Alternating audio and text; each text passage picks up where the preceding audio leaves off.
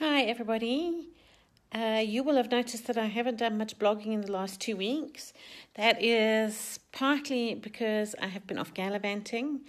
Shannon had a business trip to the UK, and I think in an attempt to stop me being so grumpy and miserable, decided to take me along. So I met through the cholangiocarcinoma support group. And I'm still mulling about that. I'm sure I'll write about that in due course. But I'm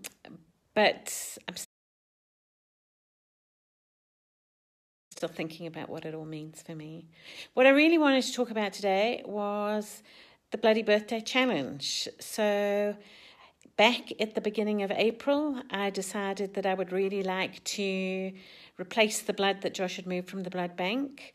And I set up this challenge really to try and collect 23 units of blood.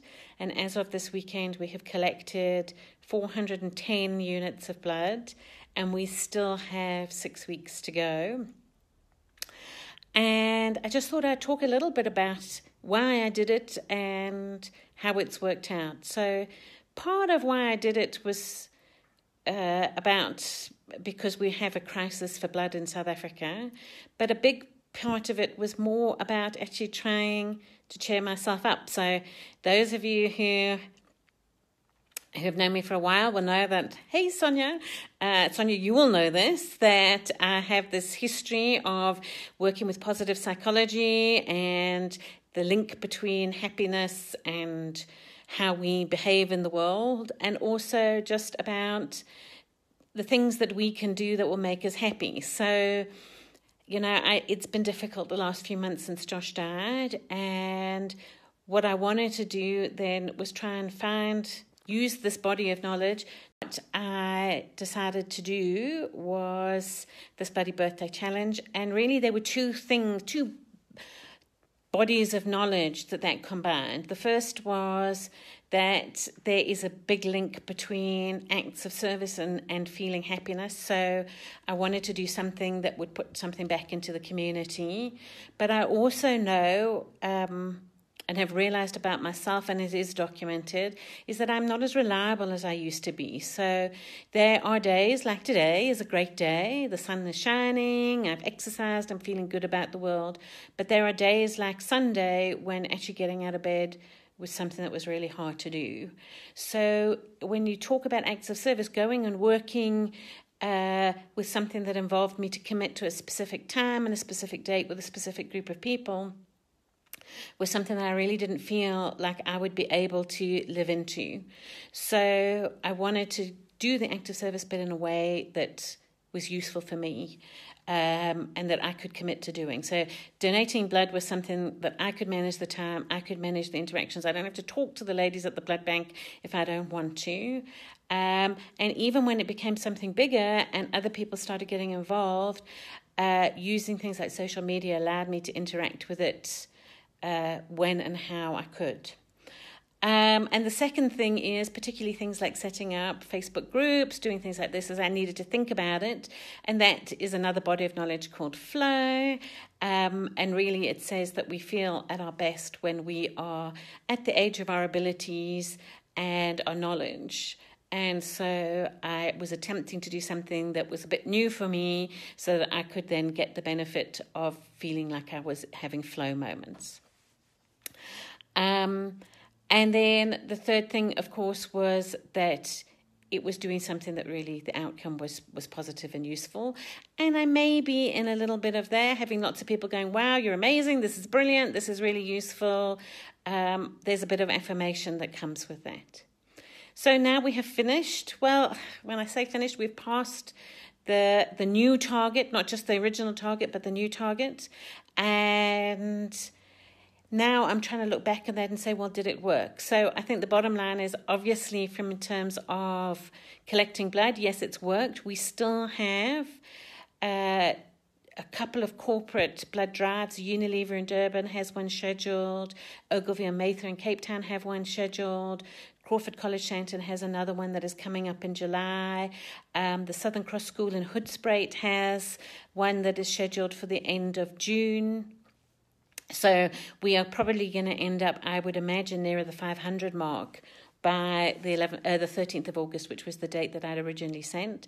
So overwhelmingly, yes, it is. And I'm really hoping that, I would say so far about 40% of those people are first-time donors.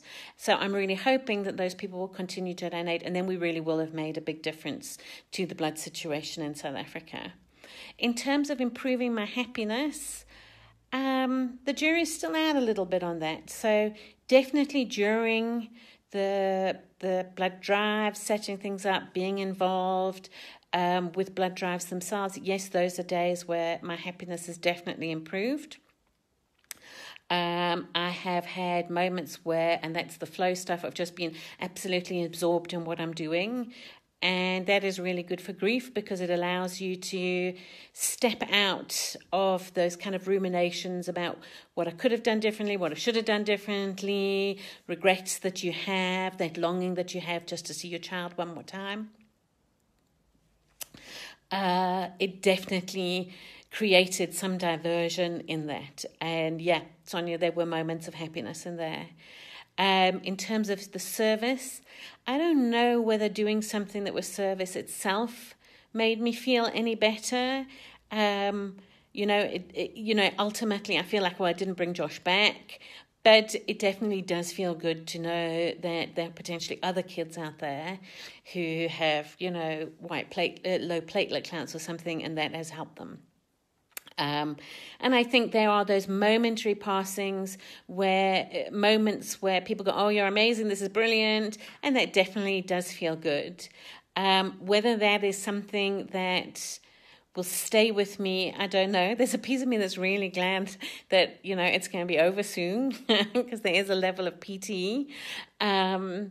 And especially when it comes to actually organising the blood drives themselves. My friend Taylor has been really involved in setting the ones up for Crawford, and I helped her out with that. But, there are moments where it's like, really, this is quite boring, and people must just answer their emails and come back to me. So no different, I suppose, from my old days of being in the corporate world. I don't know. I mean, I look at that and I think about this week, Sunday was a really bad day. It was really hard. I know that both Shannon and Chris were really worried about me on Sunday. And then I woke up on Monday and started the day with a great swim and felt upbeat, finished a piece of writing work that a story I've been working on that was actually a story that Josh came up with. And it felt great. And today I'm feeling great. So I guess the answer is that over the coming weeks, I'm going to continue to monitor and just see, did it help? But what I can say when it comes to grief is getting involved in something that forces you to learn something new or to focus on it, but in your own time. I think it would have been really difficult to do that if somebody had been relying on me to do it in the next 10 minutes. But figuring out how to create a Facebook group and interact with it and interacting with the blood service, but in my own time, I definitely think it definitely gave me relief in those moments. Whether that will continue, I don't know. But the bottom line is, I just want to say again, thank you to all the people who supported the Bloody Birthday Challenge, who are still supporting the Bloody Birthday Challenge. I had someone saying, well, maybe we should change it to 3,700 and something the other day for every hour Josh lived after diagnosis. But I think maybe in the end, what I'd really like is that we came up with 364 new donors. I don't know if we'll ever get there, but that is something that I think would be really useful, would really make a difference. Okay, so that is my musing for today, and thank you for tuning in and watching, and I will talk to you sometime soon. Bye.